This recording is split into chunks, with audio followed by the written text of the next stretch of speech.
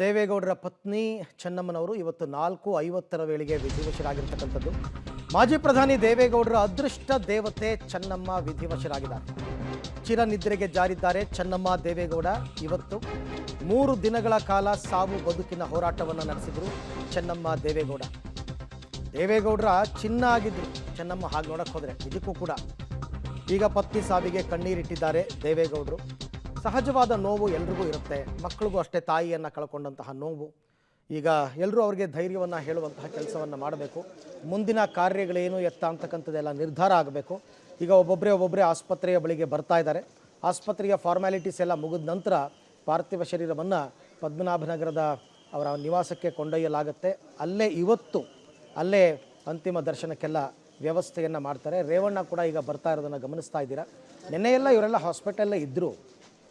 ಭವಾನಿ ರೇವಣ್ಣ ಅವರೆಲ್ಲ. ಭವಾನಿ ರೇವಣ್ಣ ಅವರು ಇಡೀ ನೈಟ್ ಫುಲ್ ಹಾಸ್ಪಿಟ್ಲಲ್ಲೇ ಇದ್ದರು. ಸೊ ಈಗ ಎಲ್ಲರೂ ಬೆಳಗ್ಗೆಲ್ಲ ಹೊರಟಿದ್ದವರು ಒಬ್ಬೊಬ್ಬರಾಗಿ ಆಸ್ಪತ್ರೆಗೆ ಬರ್ತಾ ಇದ್ದಾರೆ. ತಾವು ನೋಡ್ತಾ ಇದ್ದೀರಾ.